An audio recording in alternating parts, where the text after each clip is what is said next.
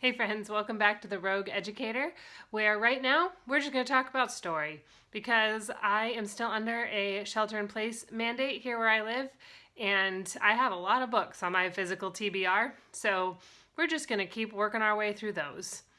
All right, so I have decided to dedicate the month of May to my middle grade reading. I have a lot of middle grade books because I used to always say that young adult was my favorite genre or age group, but in reality what I meant by that was like either the really young adult books or just middle grade. And I have collected a lot of them over the years. Some of them are books that I literally have been intending to read since I was in middle school 20 years ago, and some of them are books that I have collected more recently. So I'm just going to kind of go through them and share them with you, and these are the books that I am planning to tackle in the month of May with all of my extra I can't leave the house spare time. So first up, I have a book that I have been kind of carrying around with me for the last, almost 20 years, and that's a book called The Ancient One by T.A. Barron. It's a fantasy book, and I am excited to read it because it seems very atmospheric, and it takes place in Oregon, which is my first love. I am Oregonian through and through. I'm not living there at the moment, but I will be living there again, hopefully in the near future. So I just need a book that will take me back there because it's beautiful and I love it. So The Ancient One is on my list. Next up is another middle grade with a story behind the story for me. There's a book called Mandy, and it's by Julie Edwards. This is a book, this will be a reread for me, but I haven't read it since middle school, so kind of a reread, I guess.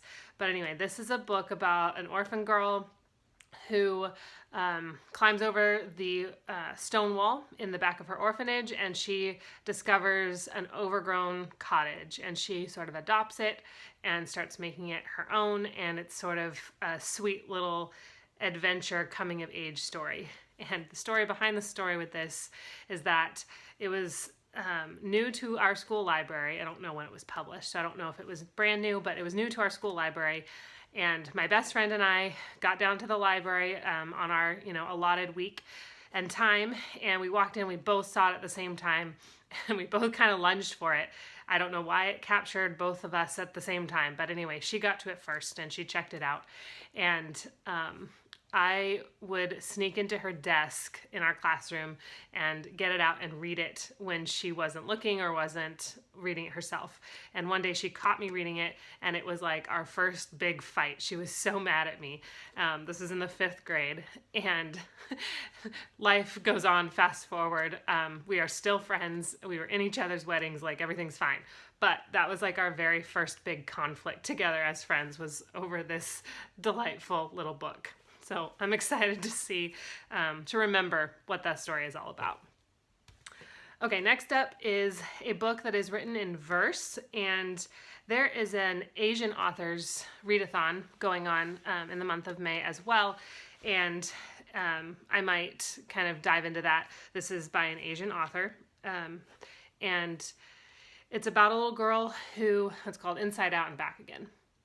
It's about a little girl who, she's 10, and she's only known Saigon, and everything in her life is going smoothly, and then the Vietnam War hits, and her family has to flee, and this is the tale of her story in the year or so after they flee, and just the year of change and grief and dreams and healing as she journeys from one country to another, from one life to the next, according to the back cover. So this should be a little bit heartwarming, a little bit heartbreaking, and take me to a place and time that I am not super familiar with. So I'm looking forward to learning more about that in kind of an own words kind of story. Okay, next up I have The House of Dyess. This is another book I've been hanging on to forever. And with middle grade for me and some young adult, like, if I have the book and I really am interested in reading it, eventually I don't tend to unhaul it because they are valuable, and some of these books have gone out of print or are just hard to find, so I tend to hold on to them probably longer than necessary. But anyway, this is one of them. This is by Virginia Hamilton. And this is a story that takes place regarding the Underground Railroad. And I don't know if it's I don't know if it's more going to be more mysterious or more adventure or whatever. But I am looking forward to seeing what this is about. I think it's a little bit of both. It says, the New York Times book review says, a spellbinding mystery with edge of the seat suspense. So I don't know if it's a little bit like there's an old mysterious house and the current person living there is learning all of these dark secrets about the Underground Railroad, but I gobble that up. I think it's fantastic, and I'm looking forward to getting into it. All right, next up I have Crispin by Avi. The only other book I've read by this author is The True Confessions of Charlotte Doyle, which I loved or remember loving because, again, I read it when I was in middle school. So I'm looking forward to seeing what else this author has to share with me. All right, and I have another a classic, well-known, more recent middle grade Diary of a Wimpy Kid. I've never read it. It should be a pretty quick read, lots of pictures, lots of sort of big handwriting style font. I think it's going to be really funny, and I'm excited to get back into that middle school mindset. I should say, if you don't know, I used to teach middle school before I had children, so I really do enjoy that age group a lot, and they just make me laugh. They're just so funny and ridiculous and dramatic, and they think they're mature, but they're not, and the whole thing is just really funny. So anyway, they're also growing a lot and have a lot of really intelligent things to say, and one reason I love middle school is because they are not yet too cool for school most of the time. So I enjoy reading books that kind of take me back there. And I also had a super good middle school experience. So I like to read these books because they are fond memories for me, and they also kind of help me remember what I love about teaching as I debate whether or not I'm going to go back to the classroom. Okay, next up I have Winter Dance by Gary Paulson. Gary Paulson is the author of The Hatchet, classic middle grade, often read in schools. It's a survival tale. Plane crashes in the forest. Boy has to survive and get back to civilization all by himself. So the author of The Hatchet decided to participate in the Iditarod, the 1,000-mile Alaska dog sled race. And Winter Dance is kind of his telling of that adventure in his own life. So I'm excited for something autobiographical and kind of an adventure story by an author of a book that I really like. Okay, now we have kind of an original middle grade classic, The Phantom Tollbooth, that for being such a middle grade book lover, I've never read this. My husband loved it. And again, I think this is kind of an adventure tale. And other than that, just says, the marvelous and magical adventures of Milo, a boy with time on his hands and nothing to do. So you know that's going to go to some really fun, exciting, hilarious places. And looking forward to checking it out. All right, and another sort of original middle grade classic from The Mixed Up Files of Mrs. Basil E. Frankweiler. I have no idea what this is about. I just know that it is a title that I remember vividly my friends reading when I was in middle school, or grade school, I guess. This is more of a grade school read. Very short, less than 160 pages. And from the cover, it looks like it has something to do with a museum. So I'll let you know at the end of the month. Okay, this one is called Pages & Co., Tilly and the Book Wanderers by Anna James. She is a British author, and this is a modern book. Modern as in like written recently. And it just has to do with a girl, I think, who can enter into books. And, you know, that can never go wrong or anything like that. No adventures to be had when we interfere with the stories that are already published. So, yeah, looking forward to this little romp through literature. And similarly, this is also a recent publication by another booktuber who I will link down below. Her name is Lucy, and her book is called The Paper and Hearts Society, subtitled Find Your People.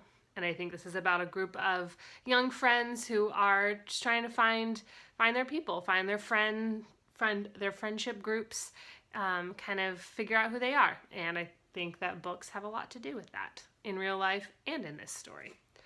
So I'll let you know what I think about that, but I think it should be pretty delightful. Okay, this is a book that I picked up randomly at a bookstore in Portland when I was there somewhat recently. And the book is called That Time I Joined the Circus. And I think this might be more of like a young adult age group. Again, I don't really know. Let's see. Lexi Ryan just ran away to join the circus, but not on purpose. She is a music-obsessed, slightly snarky New York City girl, and she has made a huge mistake and is facing a terrible tragedy. So she is on the search for her long-absent mother.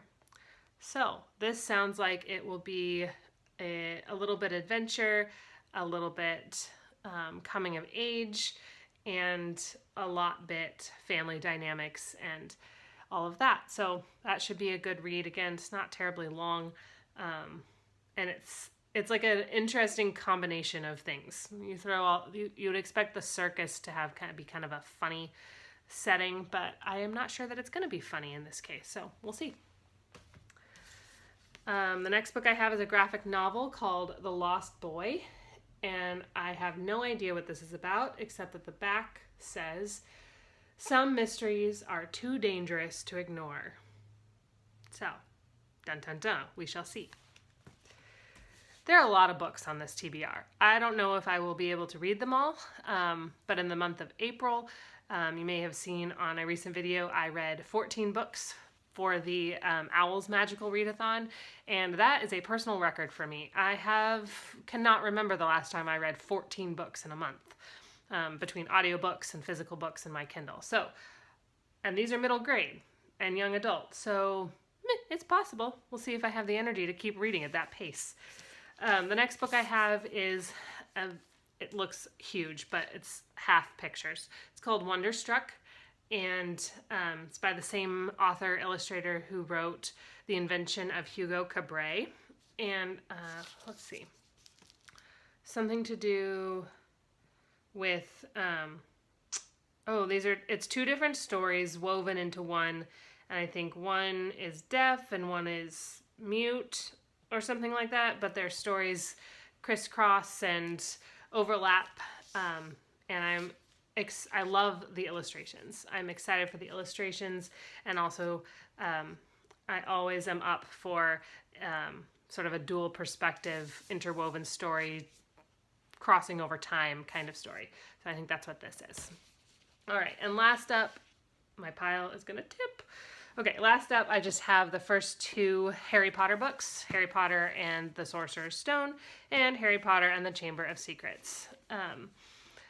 I have been hankering for a Harry Potter reread for a while, and right now my library has these books on audiobook, narrated by Jim Dale, who is amazing. So I'm probably going to do a little bit of listening and a little bit of reading with these, but they're just such great books, and they're such good comfort reads. And in this season of my life and in a lot of our lives, comfort reading is a necessity. So Harry Potter, we're going to kick off my reread of the series with the first two books.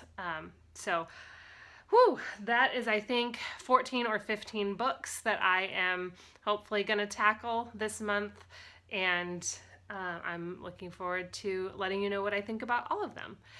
All right, well, that's all I have for today. So if you're new to my channel, welcome. Please feel free to subscribe, give this video a thumbs up, and maybe go check out some of your old favorite middle grade books too in this season of needing some comfort reading. I hope you are all having a good day, and I will see you in my next video.